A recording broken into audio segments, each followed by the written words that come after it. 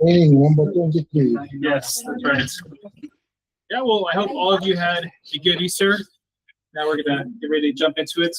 Last week, we were covering the various forms of measurement, all those continuous and discontinuous. Now we're gonna see how we can actually put the data we collect into practice, into use. We're gonna be talking about today. And yeah, brace yourselves, guys, because I am the first one to admit, I'm not the greatest at math, but we're gonna be doing some calculations today. Just look out for that.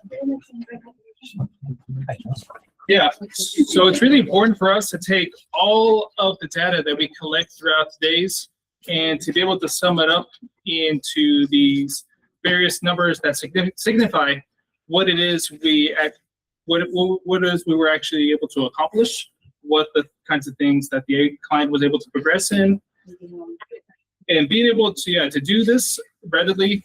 I mean, right now we're very fortunate that you can kind of just put a whole bunch of different numbers, a data sheet into an Excel file, or using any of the data collection programs out there, and it'll just give it to you right then and there. But sometimes we don't quite have that luxury, so we're gonna have to be able to learn how to find the various rates or whatever other thing we're trying to collect, and be able to just make some simple calculations. Just gotta crunch those numbers.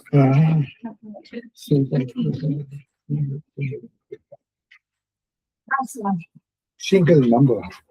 Yes, usually it's just a single number that represents all of the data that we collect. In a day.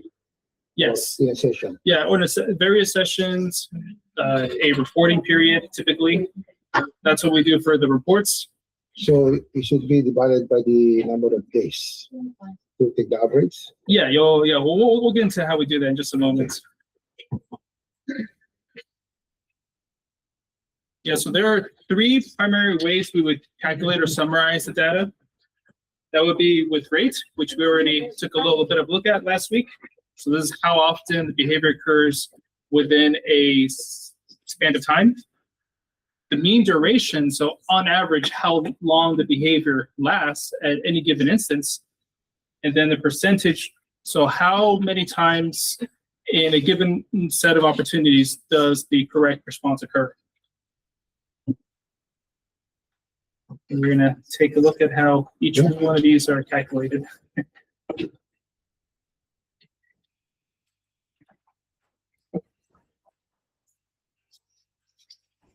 Okay. You guys with me so far? We got it? Okay, good. Rate, mean, and percentage. And we'll take a look at each one here. So with rate, this is simply frequency over time. So to calculate the rate, I have the equation right there onto your handouts. We divide the total amount of time by the total count, the instances of behavior. And again, this is really useful when session lengths vary. Whenever, let's say, the client is only here for 2 hours, they have a doctor's appointment. We want to be able to compare the rates of behavior or the instances when they're here for the entire day. So that's when rate is most useful. So again, we're taking the total count and then dividing it by the time. So for instance, if a client emits 12 mans or 12 requests, we divide that by the 3 hours that we are able to observe them. And what we get is 4 mans per hour. That is the rate. Usually it's per hour, per minute, per day. It's always frequency over time. So to give you another example, keeping with demands, because that is something we do want to see increase with the clients. Let's say on Monday, we counted that a given client did 10 requests in the 2 hour session. So if we use the formula, 10 divided by 2 is 5. So that means there were 5 mans per hour. Now, Tuesday rolls around and they emit a total of 15 mans, but this time within 5 hours. So here, the new rate is 3 per hour. And as we can see, if we're just comparing the frequency, it looks as though there are more mans on Tuesday. There are more requests. However, when you take the rate into consideration, you see that there were actually less, 5 compared to 3. So without doing this calculation of the rate, it makes it as though that more mans happened on Tuesday when they didn't. If anything, there were less. So that's why we want to consider rate whenever there's some variability in the time sessions occur. Okay, let's do this together. We're going to practice crunching some numbers. So a client has a goal to increase social initiation. So this is them saying hi, or asking a question, how are you? On Wednesday, the client arrived 2 hours late because of a doctor's appointment. So you only observe them for 3 hours. So during those 3 hours, the client initiated conversations 12 times. So what is the rate of social initiations per hour? 4. So everybody's saying 4. That is right. Yeah, 4 times per hour. Now compare that to if they were here 4 hours and they emitted 16 mans or 16 social initiations, it would be the same. It would be 4 per hour, despite the various amounts. Great. Make sense, Philly?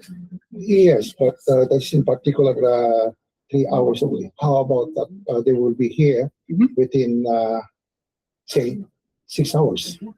Yeah, The so regular time. So if they were here for 6 hours and they only emitted the 12 conversation or the social initiations, then it'd be 2 per hour. But okay, because it depends upon how many times they say that hi. Yes, right? How many? It's depending on how many and then how much time it happened in. So here, they were here for only 3 hours, so it's only 4 times per hour. But if they were here for 6 hours, it would be 12 divided by 6, which gives us 2. Yes. That will be in one particular day only. Because maybe the next day will be different. Yeah, the next day would be different, exactly. So that's why it's important to take rate in consideration, because sometimes, some of these things can occur where the client has a doctor's appointment or they're sick or whatever have you, that changes the amount of time they're here. So let's just compare apples to apples as opposed to apples and oranges. Great question. Okay, you are tracking requesting a break for a client who is learning to use a speech device. During a 6-hour workday, the client successfully presses the break icon 30 times on their tablet. So what is the rate here? 30 divided by 6. 30 divided by 6. So that will be how much? 5. Yes, 5 times per hour. Very good. See, I'm in the same boat. I'm not that quick with that. If anything, I got a little bit better by doing all these calculations. 30 divided by 6. I always like to joke with my friends and telling them that one of the main reasons I got into psychology to begin with is so then I can avoid all the math. The highest math level I would have to take would be statistics. So essentially kind of this ballpark. Okay, one more practice. Great. You're monitoring copy destruction. So this is tearing paper. On Monday, the client tore 16 times during an 8-hour shift. On Tuesday, the client tore the paper 6 times and they went home early. So you only observed them for 2 hours. So in this scenario, which has the higher rate of behavior? Is it on Monday or on Tuesday? Tuesday. It's 2 hours only. This is what my concern. Yes, exactly that. It depends upon the time. That's right. Yeah, it is higher on Tuesday because we're comparing the 2 per hour versus the 3 per hour on Monday. Good. So that is for rate. Seems like you guys got a pretty good grasp on it. Certainly a lot quicker than when I first started learning it. Okay, now for mean duration. This is us dividing the total duration to the number of occurrences. So this is something else we could do with behaviors that are that can happen at various times. They do have a clear beginning and end, but they can range in duration. So for it, so yeah, here we got the example of the diagram. So let's say you're counting the instances of an outburst. The first instance was 30 seconds, and then the second one was 45, and then the third one was 15 seconds. You add all that together, you get 90 seconds, and then you divide that by the 3 instances that happened, and that gives you an average of 30 seconds per occurrence. Let me give you another example. A client refuses to go onto the van 3 times. So the first time it happened, it lasted 10 minutes. Oh boy. But then the second time that it happened, it only happened for 5 minutes. And then the third episode happened 15 minutes. So now let's calculate it. So we add all of the total minutes together. So 10 plus 5 plus 15 is 30. And then divide that by the 3 instances. So that gives us 30 divided by 3. That means we have an average duration of 10 minutes. And just like with the discontinuous data method, albeit those are a little bit less accurate, it just gives us a bird's eye view of the trend of behavior. If we notice that the average duration is going down in the subsequent weeks, that tells us that whatever we're doing is working, that the plan is addressing the refusal behavior. Okay, let's give it a shot. During a 30-minute exercise session, a client engages in pacing 3 times. The first one lasts 4 minutes, the second 6 minutes, and the third 2 minutes. What is the mean duration? 4 minutes? Is that what I'm hearing? 4 minutes? Going once, going twice. Yes, that's right. Oh, great, yeah. You add them all up, you get a total of 12. Divide that by 3, bam. On average of 4 minutes did the pacing occur. You are tracking social interaction with peers. A client has 2 interactions a day. One lasts 30 seconds and the other lasts 42 seconds. What is the mean duration here? 30 plus 42, 70 divided by 2. 36. Yes, an average of 36 seconds. That's how long this social interaction goes. And if we want to increase it, then of course we want to be able to see more opportunities and longer durations on a given average. Great. A client has 4 aggressive outbursts with durations of 12, 18, 5, and 15 minutes. If a mean duration of the next day is 10 minutes, did the average duration increase or decrease? Ooh, I made this one multi-stepped. So first you have to find what the average of the first day is, and then compare it to that of the subsequent days.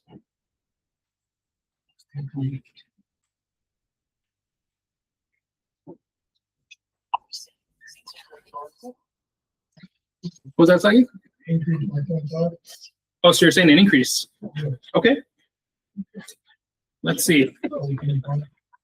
Everybody think it also has increased? Let's see. Yes, so it decreased actually. So the next day it went down by 5 minutes. So if you add up 12, 18, 5, and 15, that gives you 60. Divide that by the 4. I think it's 50. 50. Oh, don't tell me I messed up my math. Hold on. Hold up. I know. This one I think, okay. You see, guys, this is what I used to do as an RBT all the time. Bust out the calculator.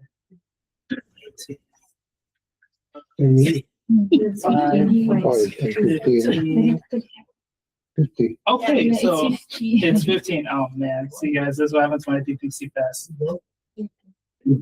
Yeah, so now it's 12.5. So it has increased. You're right. It's like a yes. What am I doing, guys? That was a test. Sure. Okay, good. Yes, so it did increase. Yes, thank you.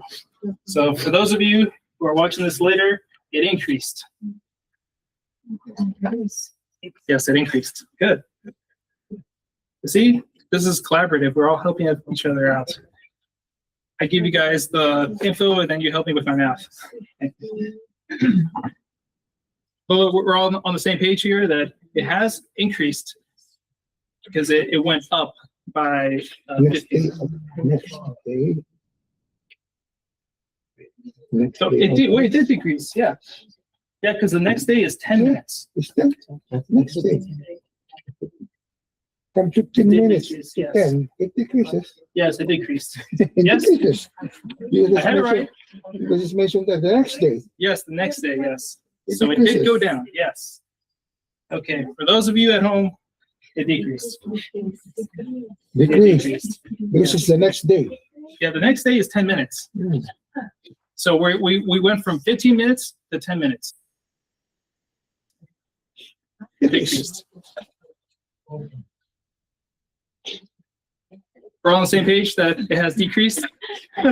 No, Man, see, that's what happens when yeah, you leave the quick because I see the calculations to word me. next day. Yes. Okay, good. So now we're going to calculate the percentage of correct opportunities. So this is going to be the total number of correct responses. So let's say you're doing some discrete crowd training with the clients, and you divide that by the total amount. So then after you get that, you're going to get a decimal, and you're going to times it by 100 to get the percentage. And most of the time, we're doing this for skill acquisition goals. And when you look at the BIP, the typical criterion for us to say that the client has mastered it is around 80% threshold. So once they do that a specific amount of time, specific amount of sessions, that's when we can say the skill has been mastered. Here is the formula. Got the number of correct responses divided by the total number of response. Percentage. Yeah, and then you times it by 100, and then you get your percentage. So if there were a total of 10 instructional trials, and the client got 8 of them correct, that gives us 0.8. 8. And then you divide that by, or you times that by 100, and then that will turn into 80%. Correct. So that'll give us our percentage. So that's just the exact same scenario I gave you guys, except with safety signs. So like I correctly identify 8, divide that over, get 80%. Let's try this, and hopefully I got these right. A client is learning complete process. After 20 pieces, the client is grades to put independently. Okay. Yeah. 80 divided by 15 times 100%. Mm-hmm. That's the percentage. Everybody agree? Yeah. On the percentage? 75%? Mm. Let's see. Yes. 75. 15 75%. divided by 20. 15 divided by 20 is 0.75 times 100, 75.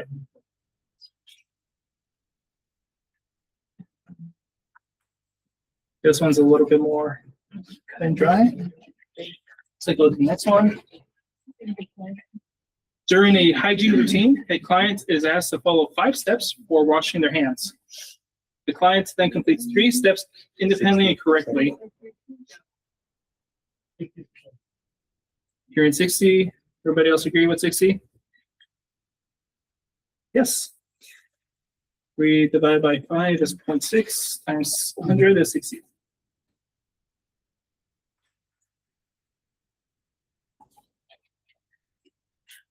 You present 12 opportunities for a client to practice money identification. Client gets 9 correct. What is our percent of correct responses? 9 divided by 12.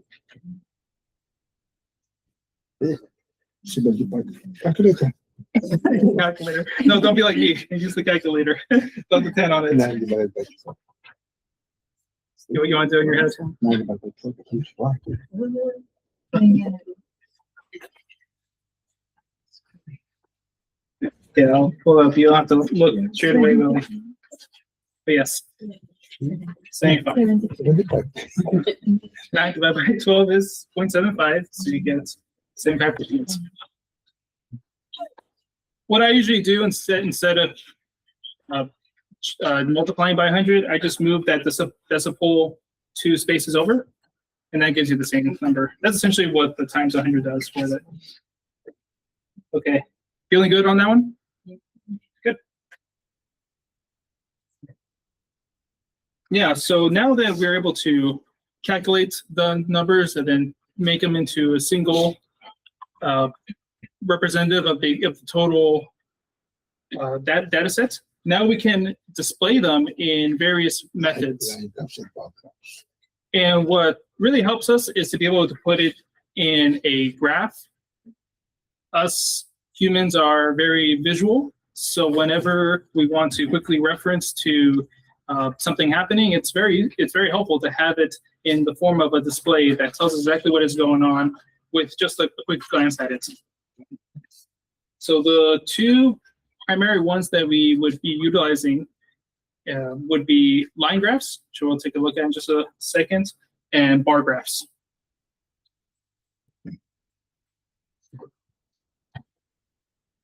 So, yeah, line graph, this is pretty much the box standard type of display that we have in the field. This demonstrates, I would say quite eloquently, how behavior changes over time. And as you can say, you can pretty much use it for almost everything. So when it comes to frequency, rate, percentage, trial criterion, all these things can be displayed quite accurately with a line graph.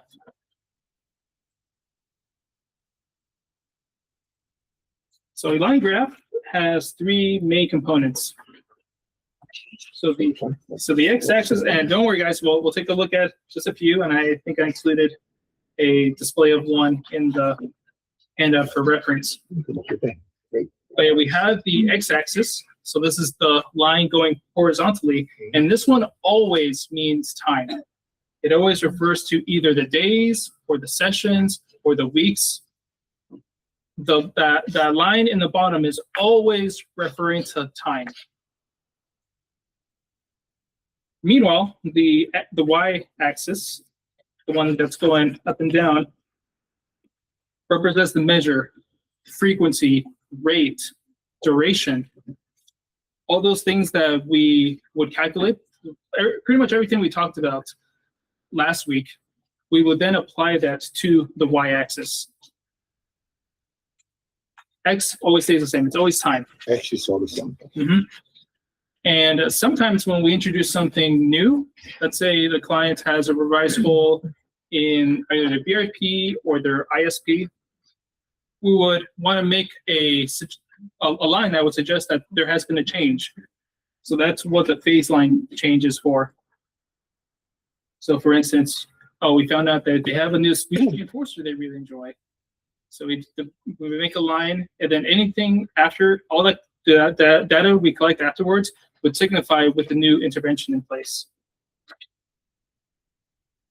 So this is all fun to talk about, but let's take a look at what it actually looks like.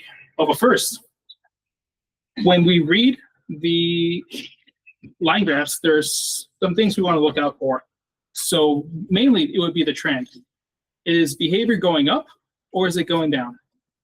If it's going up, that means it's increasing. And if it's a target behavior that we want the client to learn, then that's really good for us.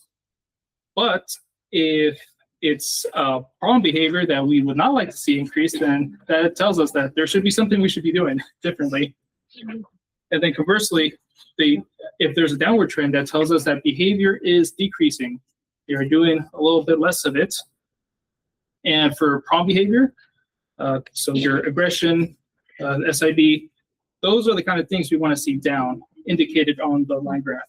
And then variability is the amount that the points would spread. So this is the opposite of a trend. When there's a lot of variability, that tells us, yeah, we have no idea what's going on and something has to change. Upward, downward trends, and variability of data. So here it's doing something interesting because the way you display the data also affects the way we perceive it. Because here on the right, it looks as though they're making all this great progress. But if you display the same data stretched out in bigger numbers, then it looks like it's a much more incremental development. But as you can see, here are the session days. So this is the x-axis. It always stays the same. It's always about time. This could be sessions. You could include the dates here. And then the behavior frequency. So this is how often the behavior is occurring. So on this first day, it only happened 12 times. Then here happened about 14. 13, 14. Oh yeah, 15, 15. Yeah, 4.5. Stayed the same here. And as we're seeing, the trend is upward. This behavior is increasing. But this one makes it a little bit more notable than the other one.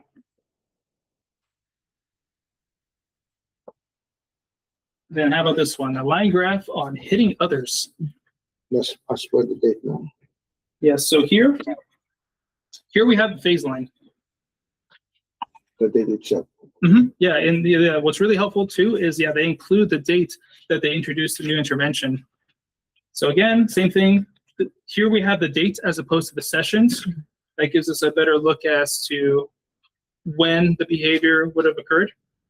And same thing, frequency. So how often the hitting is occurring. So here we can say that this was the baseline. There's a little bit of variability. You see, some days they're going up, some days they're going down, and then they're really reaching the climax here with a maximum of 25. This is in this one day, and then they were already on a downward trajectory. We introduced the intervention, and then bam. It's usually never that drastic, but it's kind of nice to see when it can be that effective.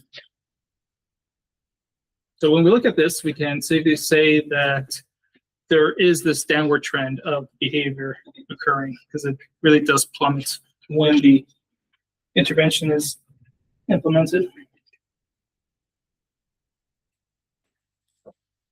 I don't know about you guys, but I don't know what to make of that. This is when there's high variability.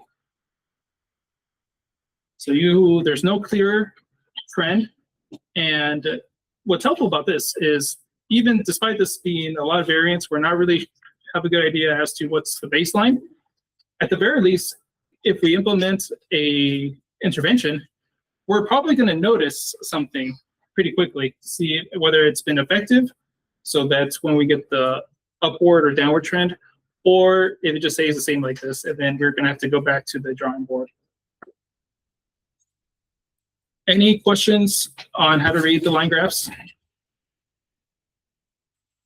So Would it things to be look a up? good idea, like, like since you kind of see that trend, like one day they're very drastic, the other day they're like it's better to, I don't know, try to. No, you're talking about You think what the I'm mean. thinking? because today is low, next day will be up, Mhm. and the next day will be up again, then go down and so forth. Mhm. So it will not give you the thing. Yeah. So it's not really helpful when there is that huge variability.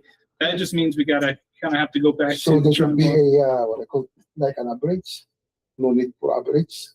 For example, average of heating persons. Because today, for Mhm. example, heating of other persons is said. Yeah. Today, one time only. Tomorrow it will be about 5 times. Sure. The next day will be 3 times. Mhm. And then the other day will be 7 times. Mhm. So what will be the average then for that lady to hit the other people?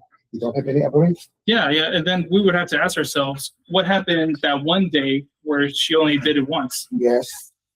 And we would kind of look out for some of those variables. Because, even though variability doesn't really help us that much, those instances where you have those huge outliers where it's really high one day and it's really low one day, that does tell us, okay, well, if it happened on this given session, what was different? Because maybe she got a period. Well, yeah. That's the reason why it's I mean, very agitated. for some female clients, that does play a huge variable. But So wait, if I'm reading this right, then like Yeah. when So like the previous one where it was easier to see the different. This one? Yeah, because it was stretched out like. Yeah. Or wait, no, that. Anyways, like you could see where it's kind of like about baseline, and then like why the cause in the sudden day, like there's a spike. Mhm. You know, like something. It makes it like easier to see that. It does. There was a spike. So what caused that There's a spike. That, Yeah. It that doesn't spike mention why. doesn't why. So, but there's something that caused it, perhaps, or Mhm. maybe. So Yes. something to look out for that by seeing that sudden drastic change. No, that's exactly right, Jonathan. I'm glad you brought that up, because that is one of the reasons why we do kind of take these things into consideration. Because again, even if there is a bit of high variability, when we get these huge spikes like this day, Yes. for instance, something must have happened. Something must have There's been only a guy too that does different. something wrong. Mhm. Okay, so we go. Yeah. If I'm reading this too, and if this is a certain client, I'm thinking, okay, I see the trend here going up, down, loop de loop, Mhm. and then It's just like I'm thinking, okay, so that's Monday, Tuesday. I'm gonna look out Wednesday because Yes. this person's likely to hit me. Now- Yes. in the receipt, in Mhm. the what I call for these utilities in the house, Sure. it mentioned there's a bar like this one, Uh-huh. up and down, up and down. That is the usage. So meaning to say, maybe in that particular day there's a lot of water leak, Mm, right? Yeah. Maybe the faucet is open, and the next day there's no leak. Sure. So it's only like a record only. You mean like figuratively faucet or like? Yeah, figuratively, yes. Oh, okay. I think that'll be better with the bar graphs that we'll take a look at in just a moment. Because sometimes it goes up, sometimes it goes down. Mhm. So just like in water leak. Mhm. Because in a day, how many cubic meter use? Water use. It's just like a, Yeah. And to relate this to a client, someone like Justin has a little bit of variability in his frequency of behavior.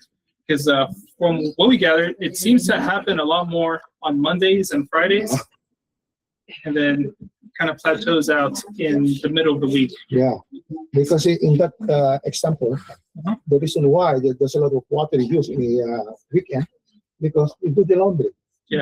Yeah, exactly. So there's something that must have caused that variability. Okay. Interesting. Yeah, no, great points. Great points.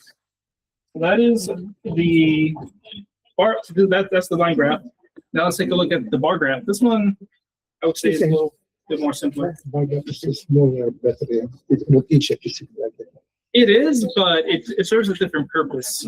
So as we see here, the bar graph helps us compare different categories of either behaviors themselves in terms of their frequency, or it could also signify different settings or just things that are different, and we're able to compare them now. Because for bar graphs, we don't have that dimension of time. And as you guys will see in just a moment, there's no way to capture how dynamic a given behavior has been with a bar graph. And what's cool about bar graphs is if we apply this to individuals or settings, we can kind of see how some clients or learners may respond differently categories. with either a different setting or different individuals. Yeah, so we use bar graphs to compare differences in people. So yeah, for here, this is just a simple example of comparing the number of states memorized. I'm not sure if you guys remember having to do that for fourth grade, but I sure have. And compared to everybody, it looks like student 3 has them all down, all 50. But again, there's no way to tell where they're at in terms of time. Did student 3 somehow get another 2 months to practice memorizing? Did the other students start at the very beginning? How many absences were there? That can't really give us that information we need to assess that. Only that we can compare, oh, student 3 did better than these other ones. But then we can also compare the kind of strategies we use. So this one could be for, for hitting or aggression. We can compare how the antecedents were. So this would be maybe demand fading, denying access, the transitions, and then some of the consequences, and compare just how they influence the frequency of hitting. But again, we don't really have that comparison of time where we can see if there's a point where demands were lower or if reprimands were higher. Can't really say. You just compare them for what they are. Any questions regarding bar graphs? Yeah, pretty simple. Easy way to explain.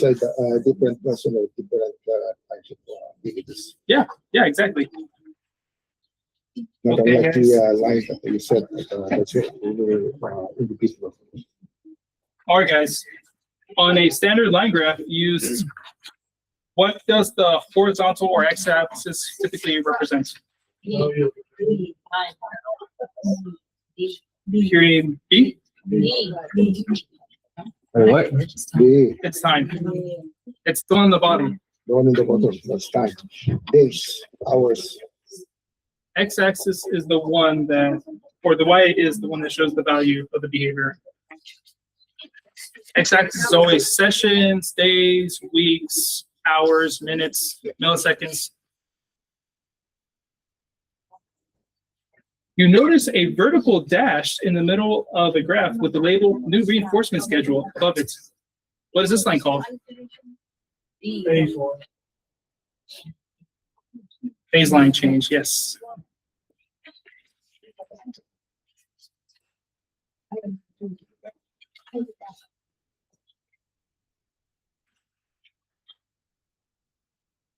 If a line graph shows data points that are rapidly moving up and down across the graph without a clear direction, the data is described as having high appearance, I'm seeing variability. Yes, that's right. Really hard to capture magnitude because that would be having the level, as we would say, being on the higher end of the graph. A client has a goal to decrease property destruction. The graph shows a downward trend over the last 2 weeks. What does this indicate? See? So I'm hearing? Yes. Introducing the intervention has led to behavior decrease. Most likely has led to the behavior decreasing. So that would know we're on the right track. So let's say client is responding. Yes. That's not what it is. A line graph shows a client's aggressive behavior has been at 0 for 3 weeks. The consultant then draws a change line phase line and writes community outings on the right side. What are we testing? B. B? Yes. We're going to see if the client is going to maintain this new lower rate of aggression. And, perhaps come time to do the reporting period, we can put these two settings side by side to indicate it on a bar graph. Say, oh yeah, here at the program, there's 0 rates of aggression. But when they're out in the community, it kind of increases or maintains the same. But we can only do that if we incorporate the phase line change. Okay, I knew today we did a little bit of math that you guys weren't expecting to do some algebra, some equations. We talked about some graphs. Any questions?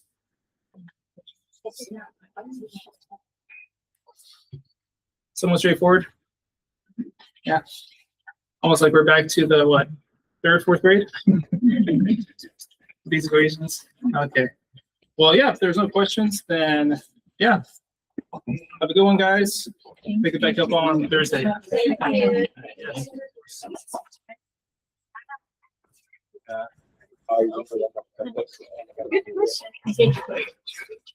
Yes.